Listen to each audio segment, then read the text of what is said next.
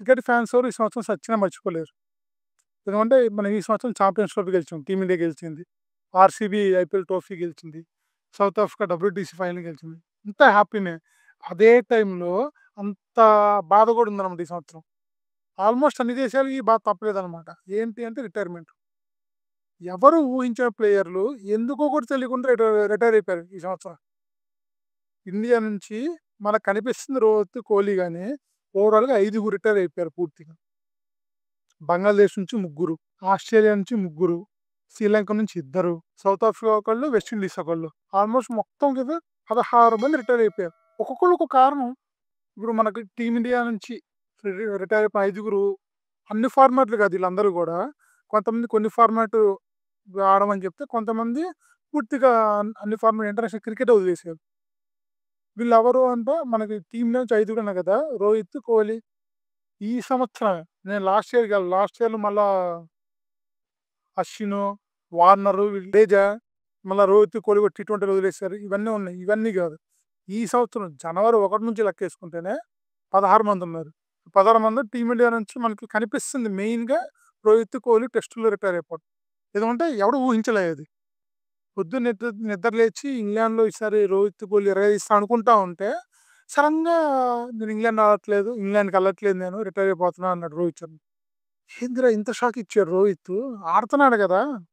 అది ఇంగ్లాండ్‌లో ఒక విధంగా ఇంగ్లాండ్ పిచ్‌లు రోహిత్ బ్యాటింగ్‌కి అనుకూలంగా ఉంటాయి. ప్రస్తుతం ఉన్న ఫామ్‌లో రోహిత్‌కి. ఎందుకంటే మన ఓడిఐ వరల్డ్ కప్, చాంపియన్‌షిప్‌లో ఆడాడు చూసాం కదా!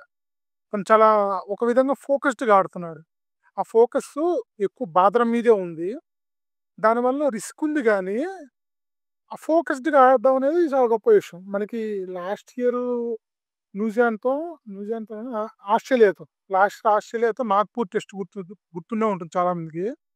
ఆ పిచ్ మీద బ్యాటింగ్ ఎవడు చేయలేడన్నారు. అంత స్పిన్ తిరుగుతుంది. కావాలని చేస్తారు. బాక్తాడి పిచ్ అది ఇది అని చెప్పి ఆస్ట్రేలియా మీడియా వాళ్ళందరూ 100 బూతులు తిట్టారు. ఎవరిని ఇండియాని ఇండియాలో పిచ్చులు తాచిన క్యూరేటర్‌లని, బీసీసీఐని, టీమిండియా ఈ పిచ్ ఆడింది టీమిండియా అందరిని తిట్టారు. అంత చేసినా సరే రోహిత్ నిలబడి సెంచరీ కొట్టాడు. సెంచరీ కొడితే అది ఒక స్టేట్మెంట్. ఏంటి అంటే పిచ్ ఎలా ఉందని కాదు, నువ్వెంత ఫోకస్డ్‌గా ఎంత పట్టుదలతో ఆడుతున్నావు అనేదే పాయింట్ అని చెప్పి. అలాంటి ఫోకస్ ఇంగ్లాండ్‌లో ఆడే 5 టెస్టుల్లో రెండిట్లో చూపించిన రోహిత్ వేరే లెవెల్‌లో ఉండేది. గెలిచేవాళ్ళం ఖచ్చితంగా. అట్లా ఆడతారనే అనుకున్నారు.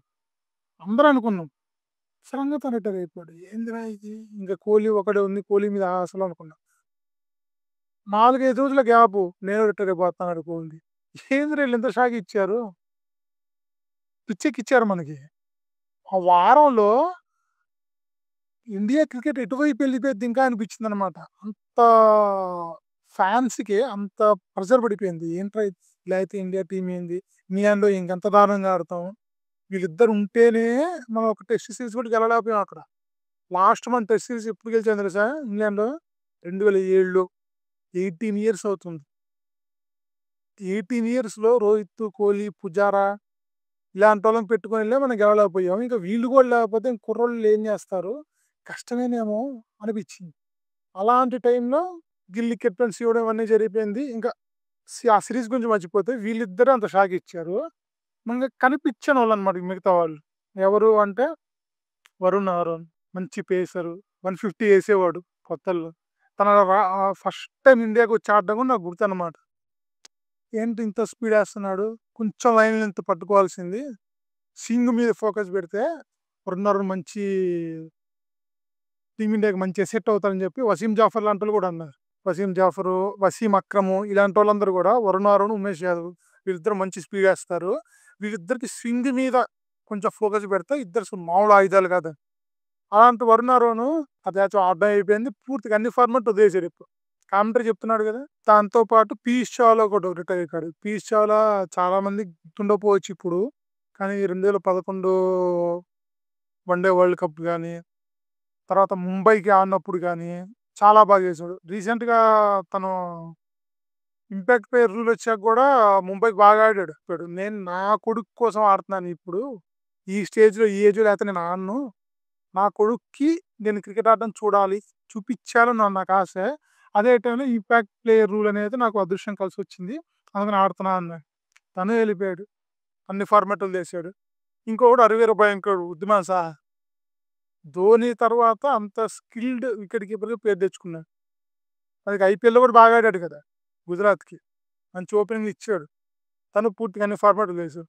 ఇట్లా మన ఇండియా నుంచి 5 అయిపోయారు. ఇంకా ఆస్ట్రేలియా నుంచి ముగ్గురు. ఆళ్ళ ముగ్గురు కూడా మామూలోళ్ళు కాదు. స్టీవ్ స్మిత్ టెస్ట్‌లో ఆడుతున్నాడు. టీ20లో ఏమైనా ఆడుతున్నాడా? అసలు తీసుకోవట్లేదు తనని ఇంటర్నేషనల్ టీ20లోకి. అలాంటప్పుడు తను వన్ డేలు, టెస్ట్ మీద ఫోకస్ పెట్టుకొని ఆడాలి. అదే చేస్తాడు తను అని అందరూ అనుకున్నారు. సడెన్‌గా వన్ డే‌కి రిటైర్మెంట్ ఇచ్చేసాడు. ఆడుతుంది 2 ఫార్మాట్‌లు.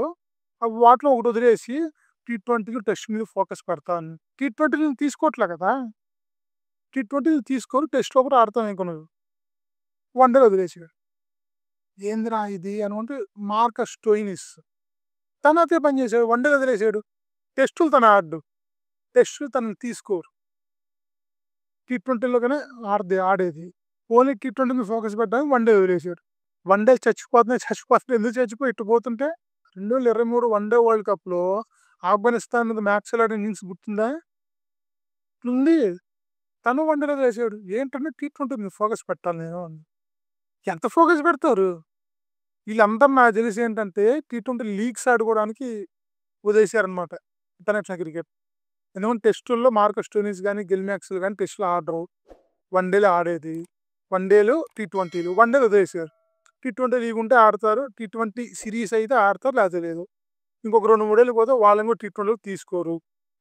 ఫ్రేజర్ మెక్‌గ్రెగర్ ఇలాంటి కుర్రోళ్ళు వచ్చేస్తున్నారు. వాళ్ళని తీసుకొని వీళ్ళు వదిలేస్తారు. వాళ్ళు లీగ్స్ ఆడుకుంటే డబ్బు సంపాదించుకొని బతికేయొచ్చు. ఇది వాళ్ళ పని అది. అదే ఎందుకు వాళ్ళు అట్లా వదిలేయడం?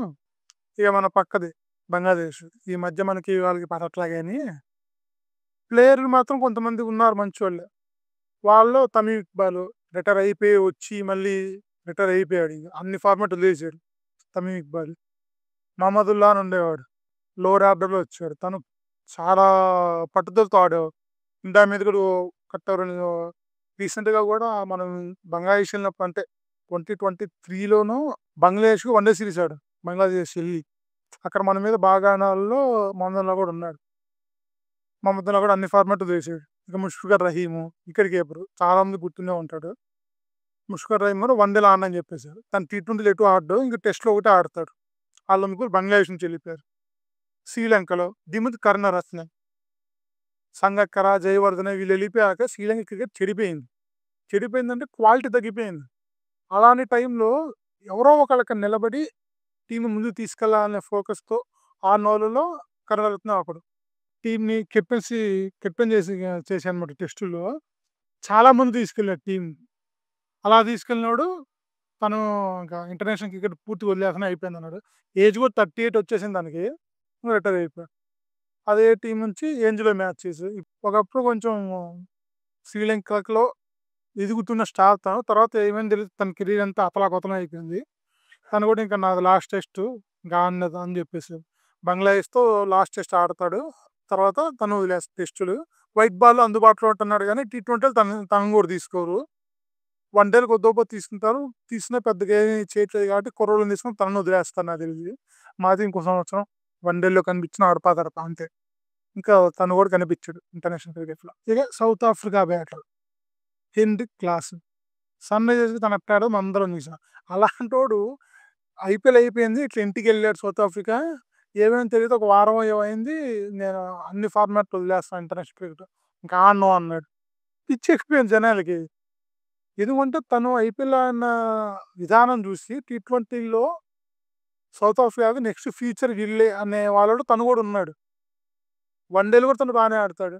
టెస్ట్‌లో పెద్దగా అంతగా చూపించుకోకపోయినా వన్ డేలో టీ20లో తన వైట్ బాల్ క్రికెట్‌కి సౌత్ ఆఫ్రికాలో తను చాలా కీలకం. అలాంటోడు వదిలేసాడు అన్ని ఫార్మాట్‌లు. ఎందుకు వదిలేసాడో తెలీల ఎవరికీ. రిటైర్మెంట్ ప్రకటించిన తర్వాత ఒక వారానికి తను ఇంటర్వ్యూ ఇస్తా చెప్పాడు. సౌత్ ఆఫ్రికా బోర్డ్‌లో రాజకీయాలు భయంకరంగా ఎక్కువైపోయినాయి. ఆ గొడవలు నేను భరించలేను. దా ఆ గొడవల వల్ల నా మీద ప్రెషర్ పడిద్ది. నేను ఫ్యామిలీకి కూడా టైం ఇవ్వలేకపోతున్నాను.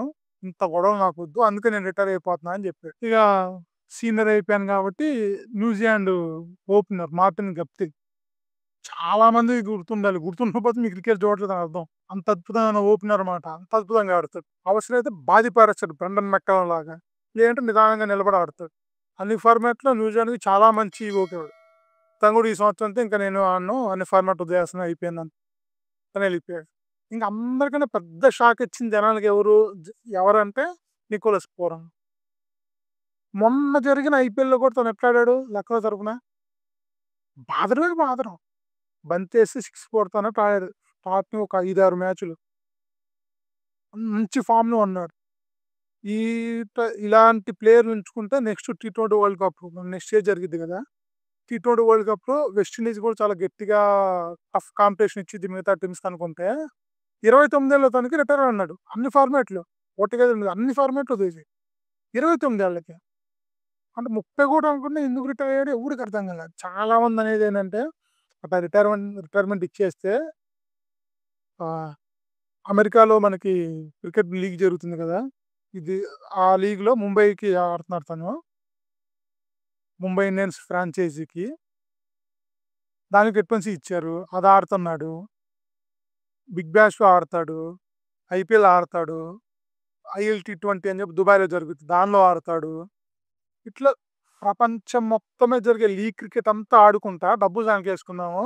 ఇంటర్నేషనల్ క్రికెట్ అయితే మనకి పెద్దగా పేరు రావట్లేదు. ఎందుకంటే వెస్ట్ ఇండీస్ క్రికెట్ ఒక విధంగా ఇంకా లారా, లివ్ రిచర్డ్స్ వీళ్ళున్నప్పుడు West Indies cricket peaks popularity. తర్వాత పడిపోయింది. సామి, డారెన్ సామి వీళ్ళంతా ఉండేవాళ్ళు. వాళ్ళన్నప్పుడు కొంచెం అట్లా అట్లా ఉండే తర్వాత పూర్తిగా పడిపోయింది వాళ్ళు వెళ్ళిపోయాక. అది ఇంకా రివైవ్ ఇప్పుడప్పుడే అవుతుందని వాళ్ళకు నమ్మకం లేదు. దాని తర్వాత బోర్డులు కూడా పరమ గొడవలున్నాయి. దాంతో ఇక్కడ ఎటు నేను ఇంత సాధించి ఇంత చేసినా సరే దేశంలో గుర్తింపు రాదు. దేశ సేవ చేసినట్టు ఏం కాదు. కాబట్టి నేను వదిలేసుకుంటాను. నా బతుకు నేను డబ్బులు సంపాదించుకొని అని పూరన్ వెళ్ళిపోయాడు అని చాలామంది అంటున్నారు. అలా ఇంటర్నేషనల్ క్రికెట్ వదిలేసి లీగ్స్ ఆడుకోవడం అనేది ఓవరాల్‌గా క్రికెట్‌కి దెబ్బ. ఇప్పుడు పూరన్ నెక్స్ట్ ఇంకో కొంతమంది కూడా వెళ్ళిపోతే బుమ్రా లాంటోడు వెళ్ళిపోయాడనుకోండి. ఇండియా పరిస్థితి ఏంటి? క్రికెట్టు ఎవరు చూస్తాడు? బుమ్రా, కోహ్లీ, రోహిత్ శర్మ వీళ్ళెవ్వరు లేకుండా ఎవరు చూస్తారు? క్రౌడ్ పుల్లర్స్ కదా వాళ్ళు. వాళ్ళు లేకుండా మ్యాచ్ చూడలేరు. చూడరు జనాలు. సగం టికెట్ సేల్స్ పడిపోతది. అలా క్రికెట్ చచ్చిపోయేది ఇంటర్నేషనల్ లెవెల్‌లో ఓన్లీ లీగ్సే చూస్తారని కూడా అంటున్నారు కొంతమంది. మీరేమంటారు? పర్లేదా పూరన్ లాంటోళ్ళు రిటైర్మెంట్ తీసుకోవడం అనుకుంటున్నారా? లేదు ఏదైనా క్రికెట్ బతుకుతా ఉంటది. ఈళ్ళు కాకపోతే ఇంకోళ్ళు వస్తారనుకుంటున్నారా? కామెంట్ చేసి చెప్పండి. ఇంకా ఓవరాల్‌గా ఈ 16 మందిలో ఎవరు రిటైర్ అవ్వడం మిమ్మల్ని బాగా హర్ట్ చేసింది? Kohli, Rohit, Matthews, Steve Smith, Stoinis, Maxwell వీళ్ళందరూ ఉన్నారు కదా! వీళ్ళందరూ స్టార్ ప్లేయర్సే. వీళ్ళలో ఎవరు వెళ్ళిపోవడం బాగా హర్ట్ చేసింది? ఎవరు వెళ్ళిపోవడం క్రికెట్‌కి కొంచెం దెబ్బంటారు? కామెంట్ చేసి చెప్పండి. మళ్ళీ ఇంకో మంచి వీడియోతో మీ ముందుకొస్తాను. అప్పటి వరకు బై బై.